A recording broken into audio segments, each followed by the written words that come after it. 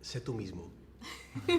No les diría, no os he dado ningún consejo. Creo que no. No sé, pues es No. que ya van sobrados, o sea, ¿qué les voy a decir yo?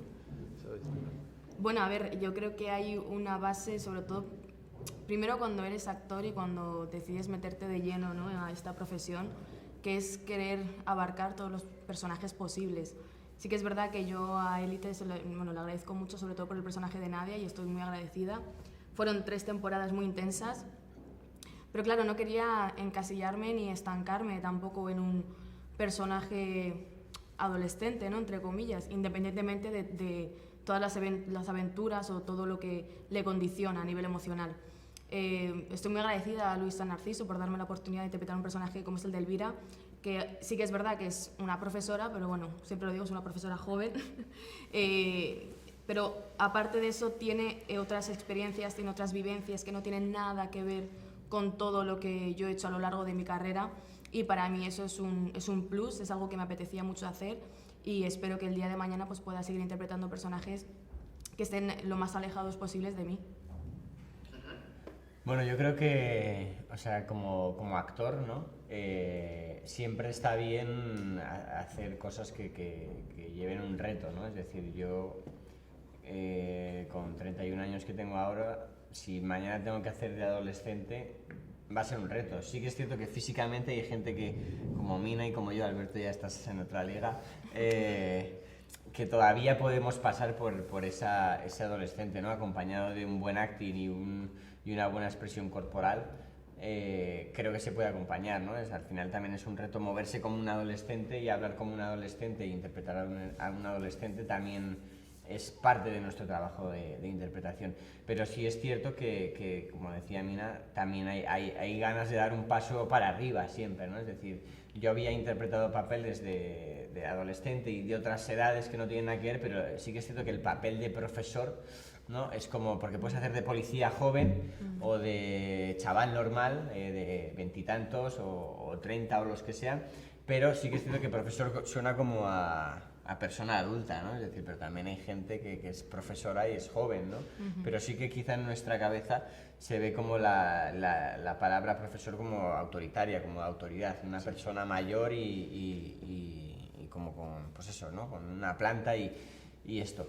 Entonces es un reto, ¿no? Obviamente me veo raro, no os voy a engañar, porque, bueno, digo, también viste muy diferente a mí, yo soy una persona que viste muy coloquial, muy de andar por casa, entonces claro, cuando te ves un poquito más serio de lo normal, pues eso te ves raro, ¿no? No es lo mismo verte de policía, de otras cosas vestido, que al final pues te metes como más fácil en el papel, ¿no? Pero bueno, es un gran paso, creo que bueno, te podemos hacer también de chavales, pero que también vean que estamos ahí, ¿no? Y esto abarca al final más posibilidades para nuestro trabajo. Las Cumbres, bien, es un revival, estamos en una época en la que está habiendo varios. ¿Sentisteis que había cierta presión porque el internado, la original, tenía una base de fans, bueno, tiene una base de fans muy potente, con lo cual la expectación es máxima? ¿Sentisteis algún reto, como un desafío en este proyecto? Bueno, perdone, No, dale. yo he sido muy fan del internado, ahora le enseñas eso. Yo soy muy fan del internado, pero sí que es verdad que no he sentido una presión como tal. ¿Por qué? Porque esta serie es una serie totalmente nueva, no tiene nada que ver con el internado anterior. Sí que es cierto que hay una base y eso no se puede obviar, que todo pasa en un internado, pero las historias, los personajes, todo lo que conlleva te aleja al 100% de lo que sería el internado Laguna Negra. Bueno, yo creo que al final hemos escuchado mucho lo de la original, ¿no? Que eso no tiene nada que ver. O sea, sí que es cierto que el concepto es el mismo porque es un internado. Da la casualidad de que los productores y la creadora de Laguna Negra y Las Cumbres es la misma, pero no tiene nada que ver. O sea, al final es una historia totalmente diferente y totalmente nueva. Respecto al internado antiguo, yo me pasa como Alberto, yo vi un poquito más ¿vale? A mí me pilló con una edad un poquito, pues bueno, que estaba a otras cosas, y Alberto, imagínate, ¿dónde estaba? Pues, Alberto no vio nada, de hecho... No, pero no es verdad. Yo he visto capítulos. Lo que pasa es que él insiste en que realmente lo que yo conozco de Laguna Negra son los stories de Instagram, que yo he puesto el hashtag internado Laguna Negra, entonces es lo que yo... Que hay algo de verdad ahí. O sea, él lo que conoce, perdón, Sí. Sí, él saca siempre esto, o sea... Es esto, o sea, no hay más. Es el internado, no sé si se verá, Sí. pero bueno, hashtag el internado. Yo me metí aquí, lo siento por los fans. No, he visto, pero realmente es que es otro concepto de serie. O sea, lo que mantiene realmente es el internado, una serie de chicos que están ahí dentro con el propósito de ser reeducados y que no pueden salir hasta que no acabe su proceso. Pero el resto de las tramas son completamente diferentes. De hecho, en el internado de las Cumbres hay una comunidad dominica, ¿no? Que antes en el internado de Laguna Negra no estaba, etcétera, etcétera. Aún así, te doy primicia. Soy Luis Merlo. ¿Vale? Ahora soy Alberto Amarilla, pero ahora soy Luis Merlo. Tranquilos, fans, soy yo, Luis. Un saludo para Luis. Esta versión tiene, los alumnos son chicos problemáticos, chicos que han acabado allí no por voluntad propia en muchos casos, un concepto completamente distinto al original, que eran alumnos de élite, en líneas generales. ¿Crees que ese cambio ha permitido que la serie tenga cierto enfoque social que el original no podía tener? Sí. Hombre, Sí. se me acaba de ocurrir una cosa que ahora que te he dicho.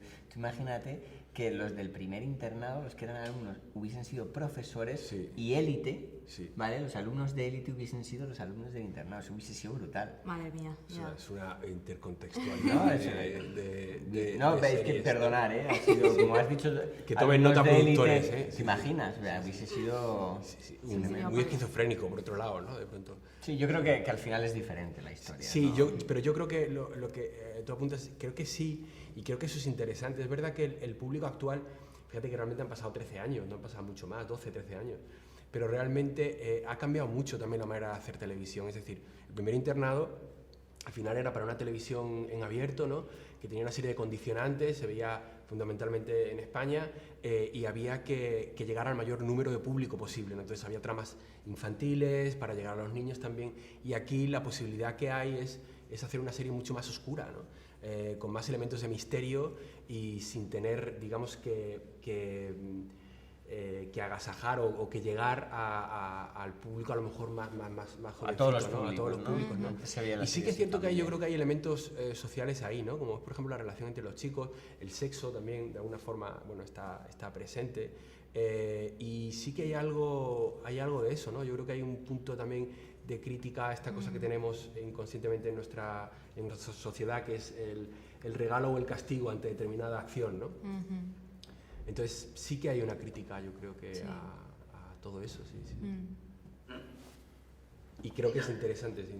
Pues no, justo quería decir, creo que también es interesante al fin y al cabo que el sentirse abandonados también es un punto de partida bastante interesante que tienen algunos de los protagonistas, y que en algún punto de nuestra vida, tengamos la edad que tengamos, hemos podido sentir esa sensación, ¿no? De abandono, tanto familiar, de pareja, de amistad, y eso también se late y se vive con los protagonistas. Y la última pregunta, en Las Cumbres se estrena en plena pandemia. ¿Cómo veis como actores la situación del sector a corto y medio plazo, en líneas generales, evidentemente? Y si creéis que va a haber segunda temporada de Las Cumbres. Bueno, yo creo que es importante recalcar que en la cultura se están tomando muchas medidas que cuestan mucho dinero, ¿vale? Es decir, todos los productores y productoras y casas, como se quiera llamar, ¿vale? Están invirtiendo mucho para poder seguir realizando nuestros trabajos y que todo el equipo que hay detrás pueda seguir trabajando. Hay otras empresas que quizá tienen mucho más poder o mucha más poder capital para asumirlas y no se están llevando a cabo. Con el riesgo que nosotros tenemos es que nosotros en nuestro caso trabajamos sin mascarilla. Con esto, ¿qué quiero decir? Un cámara se pone malo o un dependiente, o un arquitecto, un médico, o ciertas personas, y pueden ser sustituidas durante el plazo de 15, 10, 20 días, en el mejor de los casos, sin que haya síntomas muy graves o el COVID bueno, pues tenga una serie de efectos más grandes, ¿no? Pero una persona que sea más o menos normal, que tenga la suerte de poder pasarlo con apenas síntomas, pueda quedarse en su casa 10, 15 días con un sustituto, o con que el resto de su equipo de trabajo siga adelante. Es decir, si nosotros nos contagiamos, tenemos que parar el rodaje, ¿vale? Y esto es algo que cuesta mucho dinero y mucho esfuerzo. Entonces creo que es importante que la gente vea lo costoso, tanto a nivel económico como a nivel de gestión, que estamos teniendo en la cultura, bien sean series, cine, teatro, músicos, y todo lo que es el equipo de artista, ¿no? O artístico. Creo que es bastante importante. De cara a otras temporadas, ojalá, ¿no? Estamos deseando trabajar.